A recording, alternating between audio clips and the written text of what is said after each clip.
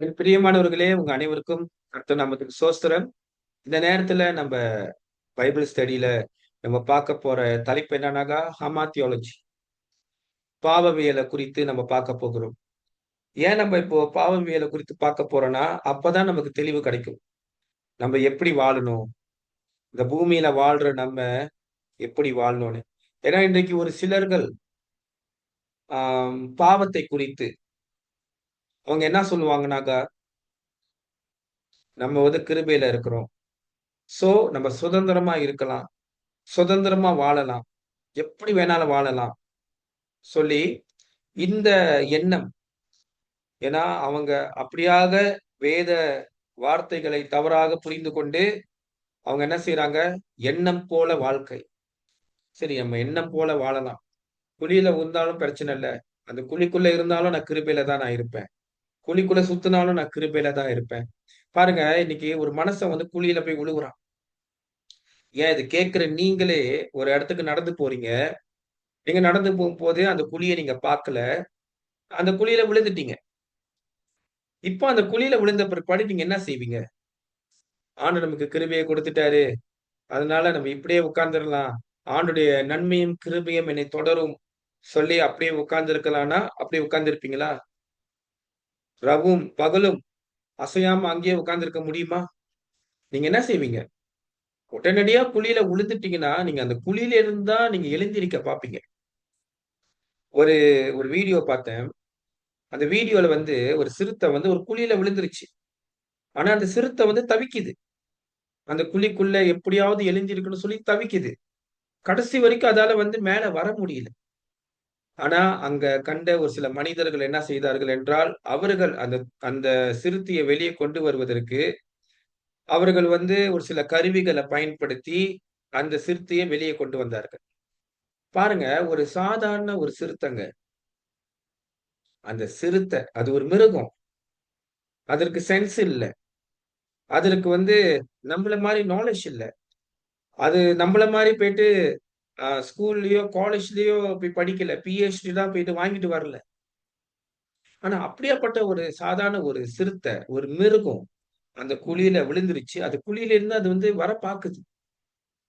ஆனா, இன்றைக்கு வேதாகமத்தை தவறாக வியாக்கியானம் செய்து, தவறாக விளக்கத்த குடுக்குறாங்க.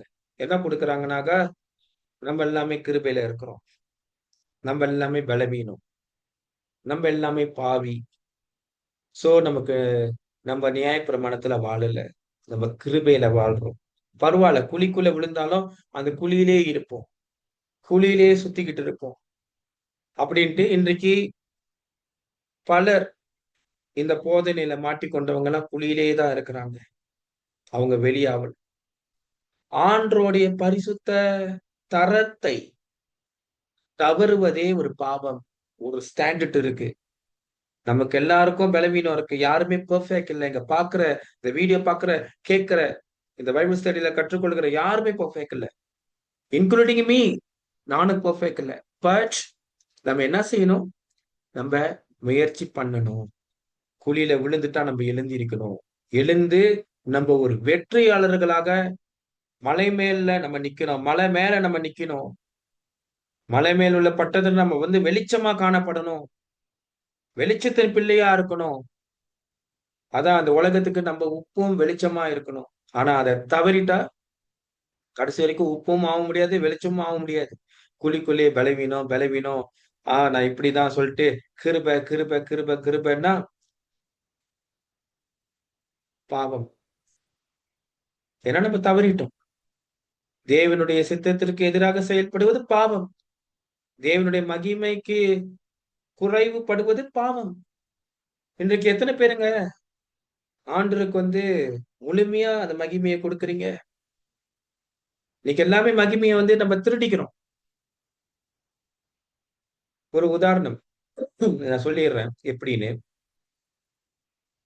ஒரு பாஸ்டர் வந்து பிரசங்கம் பண்றாரு. நல்லா பிரசங்கம் பண்றாரு. விசுவாசி வந்து பாராட்டுறாங்க. இப்ப அந்த பாஸ்டர் என்ன செய்யணும்? நன்றிம்மா. உங்களுடைய அப்ரிசியேஷனுக்கு ரொம்ப நன்றி. எல்லாம் நான் இல்ல. ஆண்டவர் தான் என்னிடத்துல வந்து பேசினாரு. அவர் எனக்கு உணர்த்தின காரியத்த தான் நான் வந்து இன்னைக்கு பிரசங்கம் பண்ணேன். மத்தபடி ஆவியானவர் என்ன வழி நடத்தினாரு. எல்லா மகிமையும் ஆண்டவருக்கே அப்படின்னு சொல்லும்போது, அந்த அன்பா, பணிவா சொல்லும்போது, கேட்கிற அந்த விசுவாசிக்கு எப்படி இருக்கும்? ரொம்ப சந்தோஷமா இருக்கும். ஓ! பாருங்க பாஸ்டர் வந்து எந்த அளவுக்கு ஹம்பிளா இருக்கிறாரு. பாஸ்டர் வந்து ஆண்டவர எப்படி மகிமைப்படுத்துறாருன்னு, அப்ப அந்த விசுவாசிங்க வந்து உணர்வாங்க. அதுவே விசுவாசி கேட்கிறாங்க. அந்த பாஸ்டர் வந்து, "ஓ! Thank you. எல்லாம் அப்படித்தான். எல்லாம் நான் உட்கார்ந்து பிரிப்பேர் பண்ணேன். நான் உட்கார்ந்து செஞ்சேன். நான் அப்படின்னு சொல்லிட்டு அந்த அந்த மகிமைய அவங்க வச்சுக்கிறாங்க. ஆனா, அந்த மகிமைய வந்து அவங்களுக்கு என்னன்னா, அந்த மகிமை வந்து என் கூட தான் இருக்கணும். என்னோட இருக்கணும். ஓ! என்ன வந்து டைட்டிலோட கூப்பிடுங்க. நான் வந்து எனக்கு டைட்டில் இருக்கு. எனக்கு இத்தன டைட்டில் இருக்கு. மகிமை, மகிமை. அவங்களே வச்சுக்கிறாங்க. ஆண்டவருக்கு கொடுக்கணும். சோ, இப்ப புரியுதுங்களா? மகிமை வந்து ஒரு ஒரு குறைபாடு ஏற்படுது. இன்றைக்கு உயர்வுகள் ஏற்படுதுன்னா, எத்தன பேருங்க ஆண்டவர வந்து மகிமைப்படுத்துறாங்க? எத்தன பேரு சேர்ச்ல வந்து சாட்சி சொல்றாங்க? சொல்றாங்களா சாட்சி சேர்ச்ல? ஆ எனக்கு வந்து புரமோஷன் ஏறுனுச்சு, சம்பளம் ஏறுனுச்சு. இன்னைக்கு சம்பளம் ஏறுனா கூட, புரமோஷன் ஏறுனா கூட, போனஸ் வந்தா கூட, சபையில சொல்லவும் மாட்றாங்க. எதுவும் செய்ய மாட்றாங்க.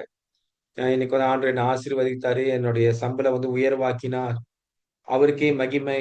என் திறமை இல்ல, என்னுடைய ஸ்கில் இல்ல, என்னுடைய ஞானம் இல்ல, என்னுடைய வொர்க் ஃப்ளோ இல்ல. எல்லாமே அவரு தான் சொல்லி, எத்தன பேருங்க சேர்ச்ல பிரைஸ் பண்றாங்க? எத்தன பேருங்க சேர்ச்ல ஆண்டவர வந்து மகிமைப்படுத்துறாங்க? சின்ன காரியத்துல உயர்வு கிடைத்தாலும் சரி, பெரிய காரியத்துல உயர்வு கிடைத்தாலும் சரி, அப்படியே சைலன்ட். அமைதி, அமைதி காப்பது. காரணம் என்ன? ஆண்டவருக்கு அவங்க மகிமைப்படுத்தல. மகிமை அவங்களுக்குள்ளே வச்சுக்கிட்டாங்க. சோ, இது எல்லாமே மிஸ்ஸிங்கா இருக்கு. சோ, இது எல்லாமே பாவம் தான். தேவனுடைய சட்டத்தை மீறுவது. தேவனுடைய சட்டத்தை மீறுவது. நியாயப்பிரமாணம். இன்னைக்கு அந்த நியாயப்பிரமாணத்த தான் வெறுக்குறாங்க. கிருப தான் வேணும். அப்போ சட்டம் நமக்கு வந்து தேவையில்ல. அப்ப என்னன்னா, ஒரு ஒரு கட்டளைக்குள்ள, ஒரு தேவ கட்டளைக்குள்ள, ஒரு உன்னதமான ஒரு கட்டளைக்குள்ள அவங்க அவங்க வந்து எப்படின்னா கீழ்ப்படியல. ஓ! இதுக்குள்ள போனாக நம்ம இந்த ரூல்ஸ்குள்ள போனோம்னாக சரியா இருக்காது. நம்ம சின்சாயா வாழலாம். இஷ்டம் போல வாழலாம். மனப்போக்குல வாழலாம். அதுவும் பாவம் தான். ஓகே. அடுத்ததாக. ஓகே. 1வது காரியம். பாவத்தின் வேதாகம வரையறை. ரோமர் 3:20. நியாயப்பிரமாணத்தினால் பாவத்தின் அறிவு உண்டாகுகிறது. நியாயப்பிரமாணத்தினால் பாவத்தின் அறிகிற அறிவு உண்டாகுகிறது. இன்றைக்கு ஒரு பாவத்த அறியணும்னு சொன்னா எப்படிங்க அறிய முடியும்? இன்றைக்கு உங்களுடைய முகம் நீங்க கண்ணாடியில போய் பார்க்குறீங்க. உங்க முகம் வந்து அழுக்கா இருக்கா? இல்ல அழகா இருக்கா? இல்ல அங்கங்க புண்ணாயிருக்கா? கண்ணாடி பார்த்தா தானே உங்களுக்கு தெரியும் உங்க முகம் எப்படி இருக்குன்னு. கண்ணாடி பார்க்காம இருந்தா உங்களுக்கு தெரியாது. அப்போ நம்ம வீட்ல வந்து கண்ணாடி ரொம்ப அவசியமா இருக்கு. எல்லா வீட்லயும் பாருங்க கண்ணாடி இல்லாத வீடு எங்கேயுமே பார்க்க முடியாது தானே? எல்லா வீட்ல கண்ணாடி இருக்கு தானே? யார் வீட்லயாச்சும் கண்ணாடி இல்லாம வாழ்றீங்களா? இந்த கண்ணாடி பார்த்தா தான் நமக்கு தெரியும். ஓகே நம்ம முகத்துல வந்து புண்ணு வந்திருக்கு. அது என்ன புண்ணுன்னு தெரியல. சளமா ஊத்துதுன்னா, நம்ம என்ன செய்வோம்? நேரா போய் நம்ம டாக்டர போய் பார்ப்போம். டாக்டர்ட்ட போய் இந்த முகத்த காட்டுவோம். இந்த மாரி முகத்துல இந்த மாரி ஆச்சுன்னு. அப்போ டாக்டர் என்ன செய்வாங்க? கிரீம் குடுத்து அந்த முகத்த சரி செய்ய பார்ப்பாங்க. அப்ப பாருங்க முகத்துல குறை இருந்தாலும் சரி, பிரச்சனை இருந்தாலும் சரி, அழகு இருந்தாலும் சரி, அந்த கண்ணாடி தான் நமக்கு வந்து ரொம்ப நமக்கு உதவியா இருக்கு. நம்ம முகத்த பார்ப்பதற்கு. அந்த மாரி தாங்க நம்ம வாழ்ற வாழ்க்கை. நீங்க வாழ்ற வாழ்க்கை சரியா, தவறான்னு சொல்லி பார்க்கிற ஒரு கண்ணாடி என்ன தெரியுங்களா? நியாயப்பிரமாணம். இயேசு கிறிஸ்து தான் நம்மையும் ரட்சிக்க வந்த தேவன். ரூல்ஸ் எல்லாம் காப்பாத்தாது. ரூல்ஸ் வந்து மனுஷன காப்பாத்த வரல. ஒரு ரூல்ஸ், ஒரு நியாயப்பிரமாணம் வந்து ஒரு கண்ணாடிய போல. நமக்கு ஹெல்ப் பண்ணும். நம்ம வந்து ஒரு புது மனுஷனா வாழ்வதற்கு நமக்கு ஹெல்ப் பண்ணும். பட் இயேசு நம்மை காப்பாற்றுகிறார்.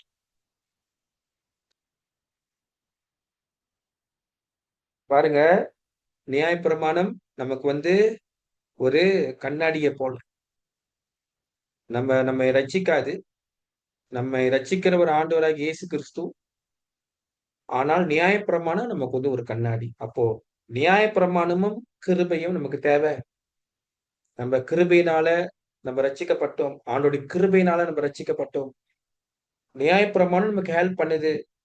நம்ம யாருன்னு சொல்லி நம்ம குறைகளை சுட்டிக்காட்டுது. நம்ப எதெதெல்லாம் செய்யணும், எது எது செய்யக்கூடாது சொல்லி சுட்டிக்காட்டுது. பட் அத நம்ம கடைப்பிடிக்கும் பொழுது, ஆண்டுடைய கிருபை நம்மை காப்பாத்தும். அல்லேலூயா! 2வது 1 யோவான் 3:4 பாவம் செய்கிற எவனும் நியாயப்பிரமாணத்தை மீறுகிறான். பாவமே நியாயப்பிரமாண மீறுதல். என் பிரியமானவர்களே, பாவம் என்ன தெரியுங்களா? இது முக்கியமான ஒரு சத்தியம். தேவனுடைய சட்டத்தை மீறுவதே ஒரு பாவம். இங்கு வந்து சட்டம் என்பது கட்டளை மட்டும் அல்ல. வேதாகமத்தில் லா என்பது தேவனுடைய போதனை. தேவனுடைய போதனை என்று குறிக்கிறது. எனவே பாவம் என்பது தேவனுடைய போதனைகளுக்கு எதிராக வாழ்வதாகும். நன்றாக கேட்டுக்குங்க. நியாயப்பிரமாணம் என்பது என்ன? இது ஒரு சட்டம் மட்டும் அல்ல, தேவனுடைய போதனையா இருக்கு. தேவனுடைய போதனையா இருக்கு. அப்படியாக நம்ம என்ன சிந்திக்கணும்னா, தேவனுடைய போதனையா இருக்கிறதுனால, இந்த நியாயப்பிரமாணம் தேவனுடைய போதனையா இருக்கிறதுனால, நம்ப அத அகெயின்ஸ்ட் பண்ணோம்னா, இல்ல அதெல்லாம் நமக்கு தேவையில்ல சொல்லி நம்ப அத ரிஜெக்ட் பண்ணி, அதற்கு எதிரா நம்ம அகெயின்ஸ்டாக நம்ப வாழ்ந்தோம்ன்னு சொன்னா, இது மிகப்பெரிய ஒரு பாவம். இது மிகப்பெரிய ஒரு பாவம். ஏன்னா இது உங்களுடைய ரிபேலியன். இது உங்களுடைய ரிபேலியன காட்டுது. நீங்க எப்படி எதிர்க்கிறீங்கன்னா, ஆண்டவரே நீங்க எதிர்க்கிறீங்க. மீறி இப்ப டிராஃபிக் லைட்ல சோப்பு லைட் போட்டாங்க. காடி நிக்கணும். ஆனா சோப்பு லைட் போட்டும் காடி நிக்காம, அந்த ரிபேலியனோட துணிந்து, நம்ம இந்த ரூல்ஸ்லாம் நம்ம தேவையில்ல, ஒபே பண்ண தேவையில்ல, அடிச்சுக்கிட்டு போலாம்ன்னு சொல்லி அடிச்சுக்கிட்டு போனா, அது எவ்வளவு பெரிய ஒரு அகைன்ஸ்ட் தெரியுங்களா? ஏன்னா நீங்க மத்தவங்களையும் சாவடிக்கிறீங்க. அந்த ரோட்ல போற மத்தவங்களையும் சாவடிக்கிறீங்க. அப்போ ஒரு நான் என்ன சொல்றேன்னாக்கா, ஒரு டிராஃபிக் லைட்ல இருக்கிற ரூல்ஸ பத்தி நான் பேசுறேன். டிராஃபிக் லைட் இருக்கிற ரூல்ஸே நம்ப ரிபேலியனா நம்ப துணிஞ்சு, மீறி அந்த லைட்ல போகும்போது, மத்தவங்களுக்கும் அந்த சேதாரம் ஏற்படும். மத்தவங்களுக்கும் காயங்கள் ஏற்படும். மத்தவங்களுக்கும் சாவு ஏற்படும். அப்போ இந்த நியாயப்பிரமாணத்த மீறினா, இது பாவம். ஏன்னா நீங்க டோட்டலி அகைன்ஸ்ட் யாருக்கு அகைன்ஸ்ட் நீங்க? ஆண்டவருக்கு நீங்க அகைன்ஸ்ட்டா நிக்கிறீங்க. ஆண்டவர் தான் இந்த நியாயப்பிரமாணத்த குடுத்தாரு.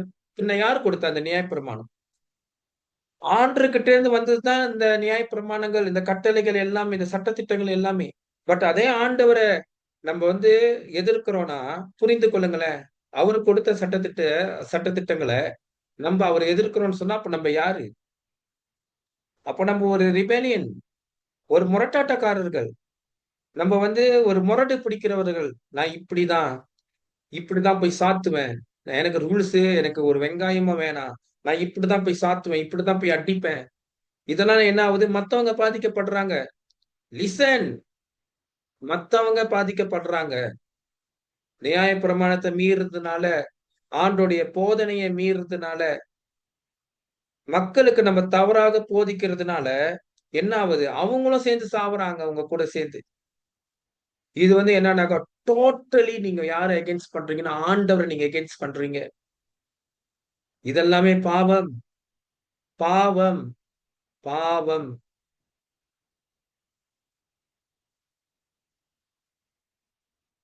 ஓகே. இந்த அமார்டியாலஜி பாவத்த குறித்து நம்ம இப்போ பார்த்துக்கிட்டு இருக்கோம். இப்ப நம்ப எபிரேய மொழியில பார்க்க போறோம். பாவத்தோடைய வார்த்தை என்னன்னு.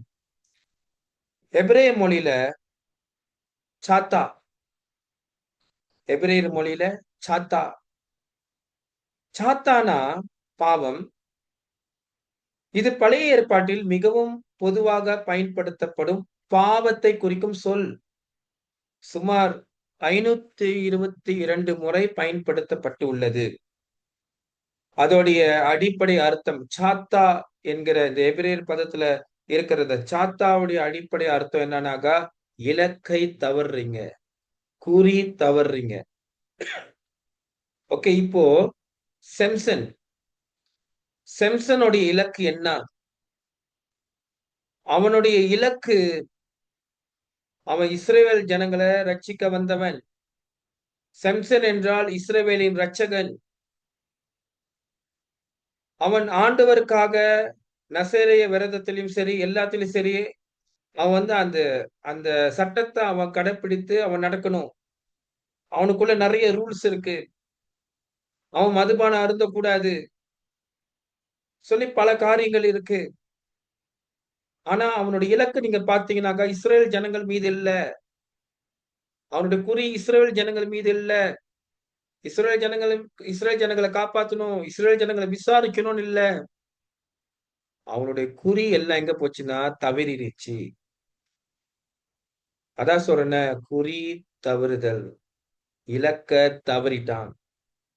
அவனுடைய இலக்கு முழுவதுமா தேவனுடைய பாதையில இருக்கணும். தேவனுடைய சித்தத்துல இருக்கணும் அவனுடைய இலக்கு.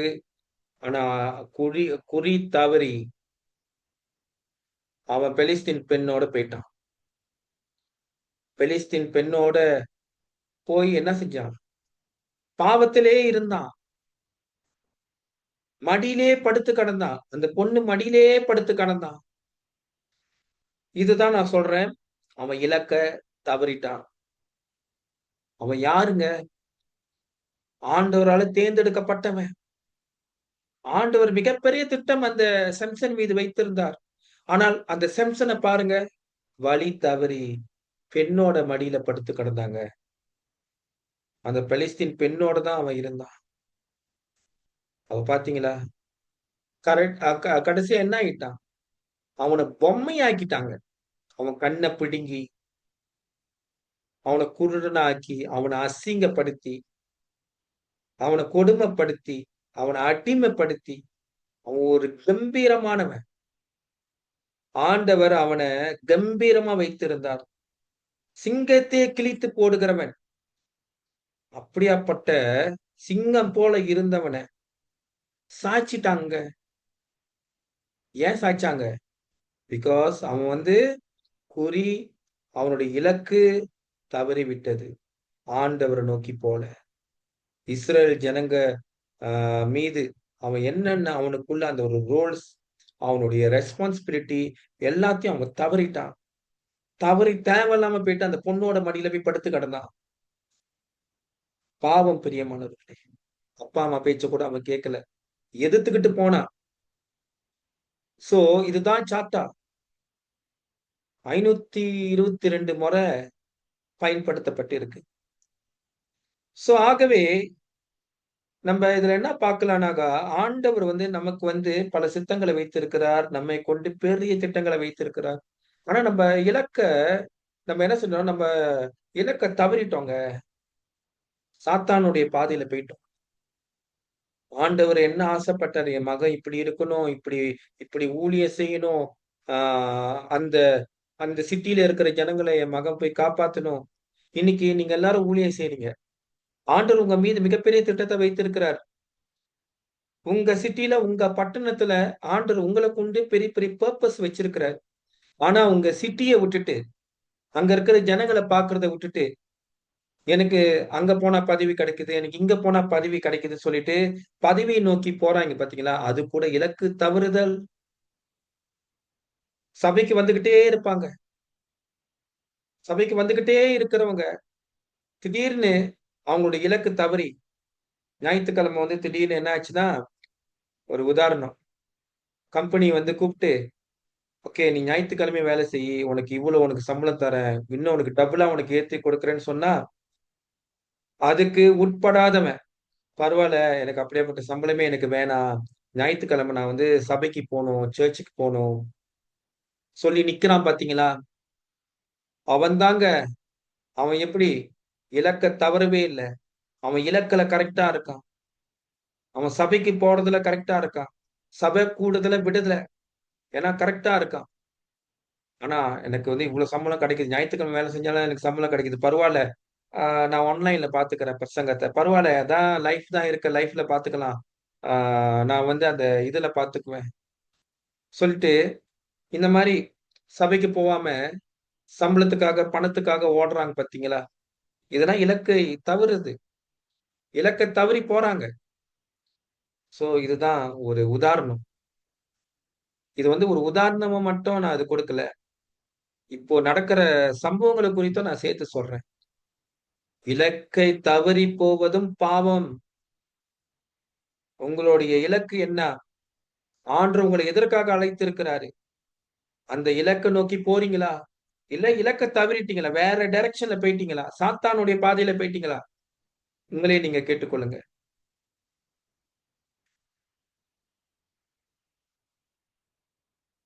ஓகே. அடுத்ததாக கிரேக்க மொழியில் பாவம், அமாட்டியா. புதிய ஏற்பாட்டுல பாவத்தை குறிக்கும் மிகவும் பொதுவான ஒரு சொல்லு.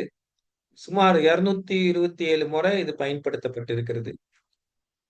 இதோடைய அடிப்படை அர்த்தம் நீங்க பார்த்தீங்கன்னாக்கா, இலக்கை தவறுதல். ஒரு போர் வீரன் அம்பு எய்யும்போது இலக்கை தவறுவது போல.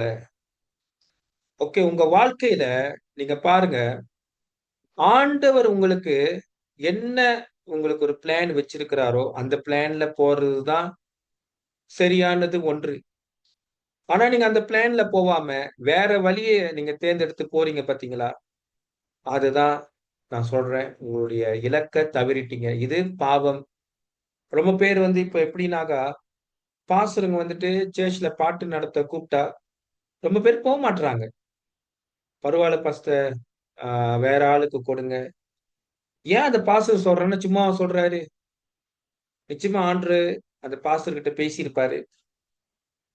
அதனால அந்த பாஸ்டர் என்ன செய்றாருன்னா, வொர்ஷிப் நடத்த கூப்பிடுறாங்க. ஆனா அதுக்கு போவாம, நம்ம எதுக்கு போயிட்டு வொர்ஷிப் நடத்திக்கிட்டு?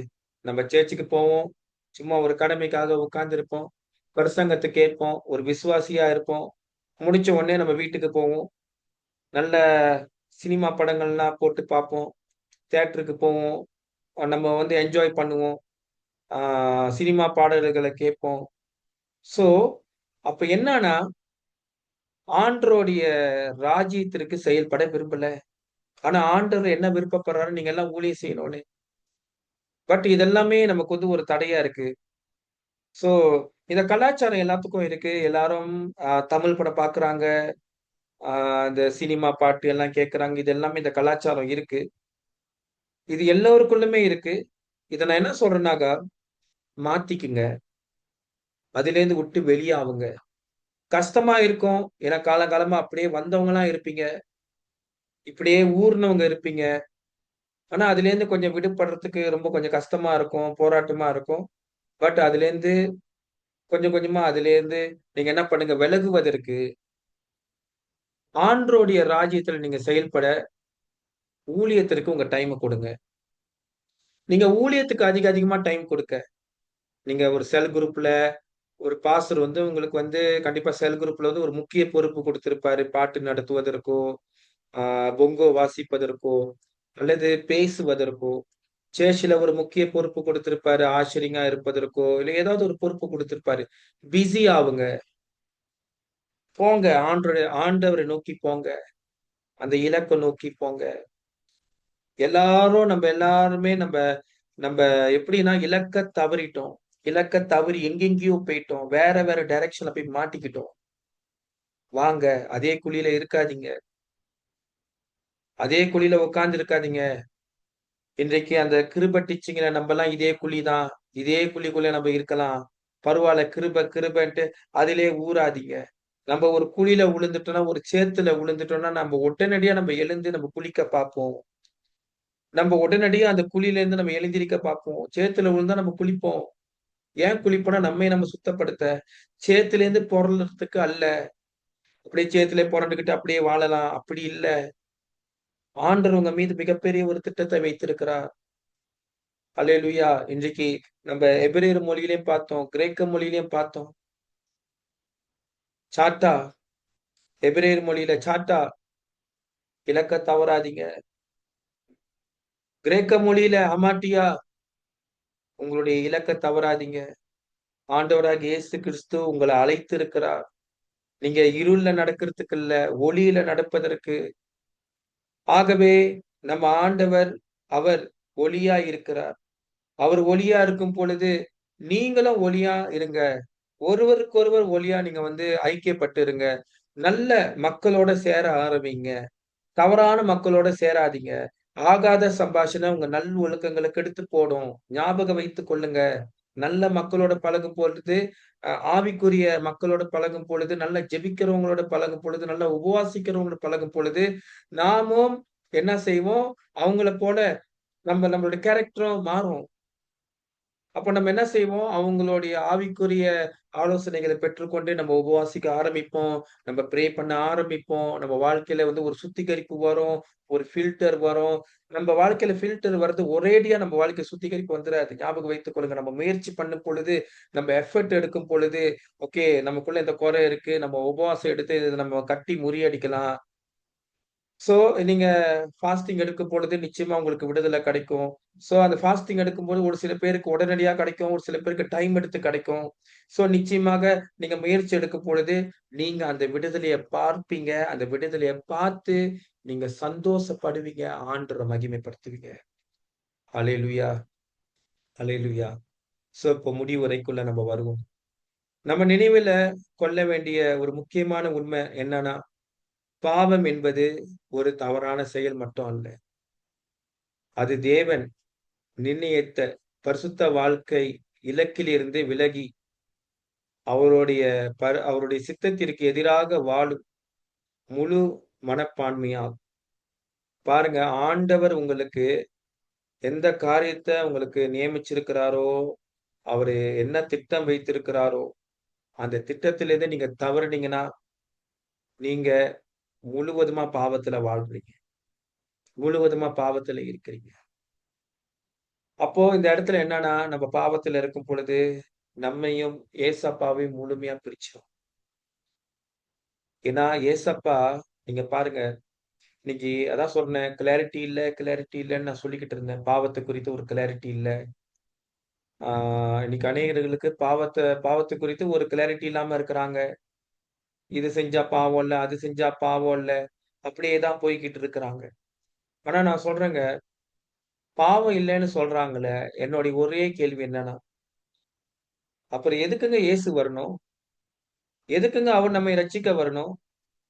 மத்தேயு 1:21 அவள் ஒரு குமாரனைப் பெறுவாள். அவருக்கு இயேசு என்று பெயரிடுவாயாக. ஏனெனில் அவர் தமது ஜனங்களின் பாவங்களை நீக்கி அவர்களை ரட்சிப்பார் என்றார். ஏனெனில் அவர் தமது ஜனங்களின் பாவங்களை நீக்கி அவர்களை ரட்சிப்பார். அப்ப இயேசு கிறிஸ்து வந்தது நம்மை பாவத்திலிருந்து ரட்சிக்க.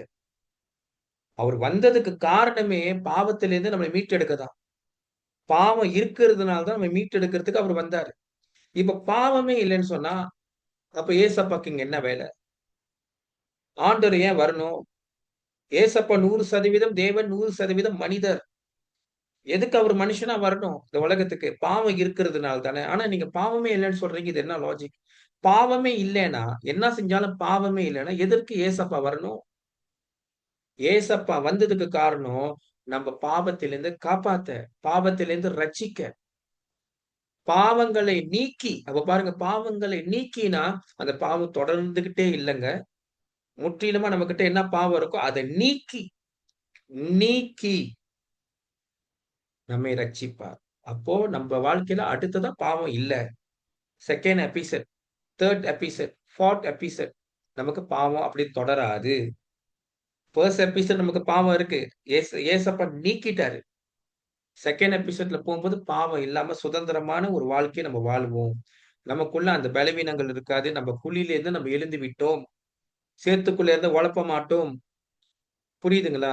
அப்போ பாவம் இல்ல, இல்லன்னு சொல்லிக்கிட்டே இருந்தா, ஏசப்பா எதுக்கு வரணும்? ஆகவே என் பிரியமானவர்களே, இன்றைக்கு இந்த செய்தியை, இந்த பைபிள் ஸ்டடிய கேட்ட அனைவர்களுக்கும் நான் சொல்றேன். கேட்கிற உங்கள் அனைவருக்கும் ஒரு விடுதலை வரும். ஒருவேளை நீங்க பலவீனத்திலிருந்து கேட்கலாம். உங்களுக்குள்ள போராட்டத்த வச்சுக்கிட்டே நீங்க கேட்கலாம். ஏசப்பா உங்களை விடுவிக்கிற தேவன். ஏசப்பாவ நீங்க விசுவாசிங்க. அவரே நம் தேவன். நம்மை ரட்சிக்கிற தேவன். பரிசுத்த தேவன். நம்ம எல்லோருமே இந்த நாளுல நம்ம ஒரு புது மனிதனாக, விடுதலை பெற்ற ஒரு மனிதனாக நம்ம வாழ ஆரம்பிப்போம். முயற்சி செய்து, நம்ப எஃபர்ட் எடுத்து, உபவாசம் எடுத்து, ஜெபம் பண்ணி, அதிலேருந்து நம்ம விடுதலை நிச்சயமா நமக்கு விடுதலை உண்டு. மறந்துறாதீங்க. நீங்க எஃபர்ட் எடுக்கும்போது, நிச்சயமா ஏசப்பா பார்ப்பார். உங்களுக்கு அந்த பலத்தை கொடுப்பார். பலவீனமா இல்ல, உங்களை பலவானாய் மாற்றுவார். அதே பலவீனத்தோட வாழ மாட்டீங்க. பலவானா நீங்க வாழுவீங்க. அல்லேலூயா! கர்த்தர் ஆசீர்வதிப்பாராக.